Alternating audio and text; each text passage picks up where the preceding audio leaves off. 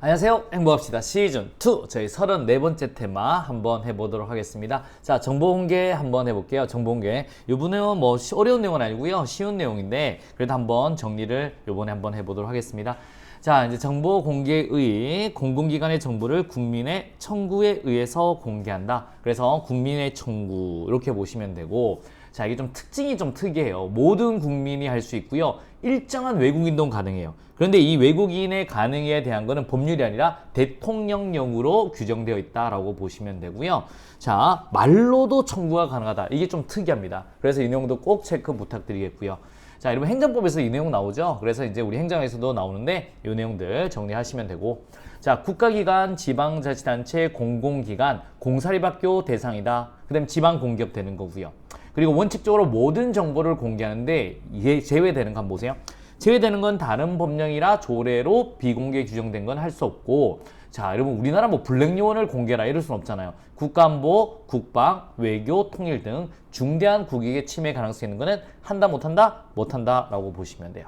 그리고 이제 개인의 프라이버시를 침해하는 우려있는 것도 공개할 수 없지만, 하지만 예외적으로 담당 공무원의 성명과 직무는 공개도 괜찮습니다. 그러니까 이 담당 공무원의 개인 폰번호는 공개할 수 없지만 이 담당이 누구냐, 그 다음에 어떤 직무냐, 그 다음에 사무실 대표번호 이런 거는 이제 공개할 수 있는 거다라고 보시면 되겠습니다.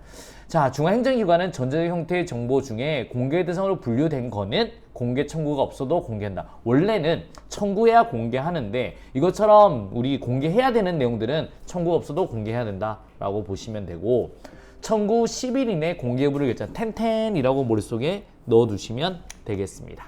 그리고 정보공개 및 운송 등에 드는 비용은 누가 부담한다? 청구인이 부담한다 라고 보시면 돼요. 여러분 우리 절차 한번 해볼까요? 이 절차 저희 여기까지는 나오지 않지만 그래도 한번 정리해 볼게요. 이건 행정법에서 많이 하지 않나? 근데 한번 가볍게 정리해 보시면, 자, 우리 청구인이 있죠. 청구인이 있고, 그 다음에 우리 공공기관이 있고, 오케이. 그 다음에 우리 제3자가 있는 거죠. 한번 들어보세요. 여러분들 이거는 우리는 나중에 여기까지 자세히는 안 나오겠지만 이제 행정법에서도 여러분 나오는 내용이니까 한번 보시면 되는데, 청구인이 기본적으로 우리 공공기관에 대해서 정보공개 청구를 하죠. 서면이나 말로도 할 수 있는 겁니다. 그러면 기본적으로 공공기관은 10일 이내에 이걸 답을 해줘야 돼요. 물론 10일 연장할 수도 있습니다. 아시겠습니까? 그런데 이 청구인 같은 경우에는 나 이의가 있어, 싫어, 너희들 왜 그렇게 공개 안 해? 이의 제기는 30일 내에 할 수가 있는 거예요. 그러면 이제 공공기관은 다시 7일 안에 답을 해줘야 돼요. 물론 7일 연장할 수는 있습니다. 아시겠습니까? 이렇게 보시면 되고, 그런데 웃긴 게 정보 공개할 때 그 공개 내용에 제3자가 들어가 있어요. 그러면 이제 처음에 이제 청구했을 때 공공기관은 어떻게 한다? 바로 3자한테 알려야 되죠. 그러면 3자는 며칠 이내로? 3일 이내로 비공개로 자기는 요청할 수 있습니다. 공개하기 싫어. 그러고 이제 하지만 또 공공기관이 공개로 결정해요. 그러면 이제 얘 같은 경우는 어떻게 하냐면, 여러분 공개 결정 7일 이내에 다시 또 결정을 해야 되는 겁니다. 그래서 이의 신청을 할 수 있는 거예요. 7일 이내 이의 신청. 그런데 한번 보세요. 이제 3일 이내 해서 7일 이내 이제 나 싫다라고 했는데, 문제는 이제 바로 이러자마자 나는 7일 하는데 여기서 즉각적으로 공개해버리면 나중에 소송 갈 이익이 없어요. 그래서 이제 30일 동안은 공공기관이 공개를 한다, 못한다? 못한다라고 보시면 되겠습니다. 이렇게 머릿속에 한번 넣어두시면 되고요. 그리고 이제 여기서까지 같으면 여기서 바로 이제 행정심판이나 소송지가 갈 수 있다. 여기서도 갈 수 있다라고 보시면 되겠습니다. 이 내용 외우지는 마라라는 겁니다. 아시겠습니까? 우리 행정에서는 이렇게 하는 거는 있구나 라는 까지만 아시면 되고 더 이상 할 필요는 없다. 자, 이렇게 한번 보시면 되고, 자, 정보공개의 우리 장점 한번 보실게요. 여러분, 국민의 알 권리를 충족한다. 주민 참여에 활성화다. 당연히 책임에 확보할 수 있는 거죠. 그래, 부패 방지를 효과할 수 있다. 신뢰성이 증대한다. 주민 감시 활동의 증가다. 열린 행정 가능한데, 단점 보세요. 여러분, 부모님이 자꾸 여러분들 일기장 보거나 일기장 보여달라고 하면 기본적으로 일기 쓴다 안 쓴다? 안 쓰는 거예요.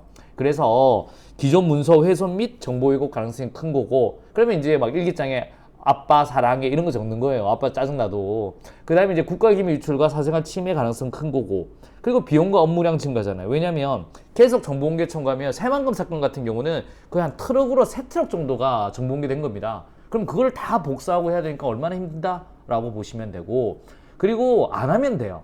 그러니까 소극적인 무사 안일 태도를 나타나게 할 수가 있다라고 보시면 되고, 도로 이제 정보공개를 누가 청구하냐면 우리 시민단체 같은 경우는 그 정보를 통해서 이득을 얻을 수 있는 집단들이 보통 청구를 합니다. 그래서 정보공개 혜택의 형평성을 좀 상실할 수도 있다라고 보시면 되겠습니다.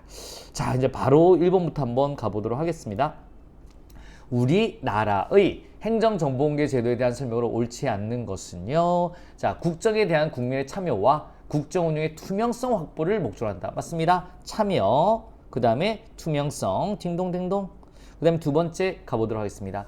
중앙행정기관의 경우 전자적 형태의 정보 중에 공개 대상으로 분류된 정보는 청구가 없더라도 공개된다. 맞습니다. 원칙은 우리 청구해서 공개하는 건데 이것처럼 우리 공개 대상으로 분류되면 청구가 없어도 공개한다. 이렇게 보시면 되고, 정보의 공개 및 우송 등에 대한 비용은 누가 청구인이 부담한다 라고 보시면 되겠습니다. 딩동댕동.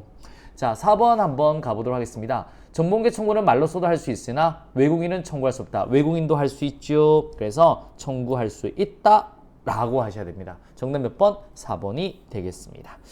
자, 두 번째 갑니다. 행정정보공개에 대한 설명으로 옳지 않는 것은요. 2번 가볼게요. 국민생활에 큰 영향을 미치는 정책 정보는 청구가 없더라도 공개해야 한다. 맞는 말 되겠습니다. 딩동댕동 되겠습니다. 유비쿼터스 정부의 실현은 행정정보공개제도의 실질적 구현에 긍정적인 영향을 미칠 수 있다. 맞습니다. 유비쿼터스.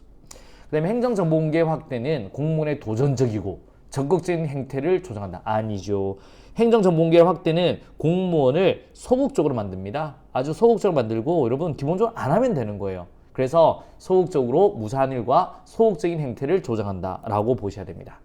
자, 정보공개 청구 제도는 특정 청구인을 대상으로 한다. 딩동댕동 맞습니다. 정답 몇 번? 3번이 되겠습니다. 자, OX로 한 번 더 가보도록 하겠습니다.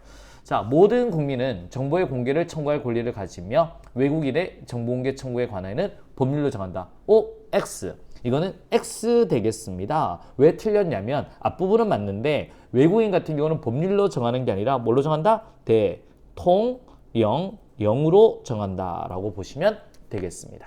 자, 두 번째 가보도록 하겠습니다. 행정정보공개제도는 국정에 대한 국민의 참여와 국정 운영의 투명성 확보를 목적으로 하며 중앙행정기관의 경우 전자적 형태의 정보 중에 공개 대상으로 분류된 정보는 공개 청구가 없더라도 공개하여야 한다. O예요? X예요? O 되겠습니다. 그래서 당연히 참여, 투명성 확보, 그 다음에 공개해야 되는 내용으로 분류된 거는 청구가 없어도 공개된다. 딩동댕동 맞습니다. 자, 세 번째 한번 가보도록 하겠습니다. 공공기관은 정보 공개 청구를 받으면 부득이한 사유로 20일의 기간 내에 공개 여부를 결정할 수 없을 때에는 그 기간이 끝나는 다음 날부터 20일 이내에 공개 여부를 결정해야 된다. O예요? X예요? X 되겠습니다. 텐텐 10일 기간을 해야 되고 10일 이내에 여부를 결정한다. 그러니까 연장 10일 가능해요. 그러니까 10일 내에 공개해야 되고 못하면 10일 연장 가능하다라고 보시면 되겠습니다. 텐텐 머릿속에 넣어두시고요. 자, 가보도록 하겠습니다. 자, 우리 키워드로 한 번 더 접근해 보도록 하겠습니다. 정보공개 청구 제도는 특정 청구인을 대상으로 하나 국민생활에 큰 영향을 미치는 정책 정보는 청구가 없더라도 뭐 해야 되는 거예요? 여러분, 공개하여야 한다. 공개해야 한다 라고 보시면 되겠고, 두 번째 가보도록 하겠습니다. 지방자치단체는 그 소관 사무에 관하여 법령의 범위에서 정보 공개에 관한 빵빵을 정할 수 있다. 뭐를 정할 수 있어요? 법령의 범위 내에서 조례를 정하겠죠.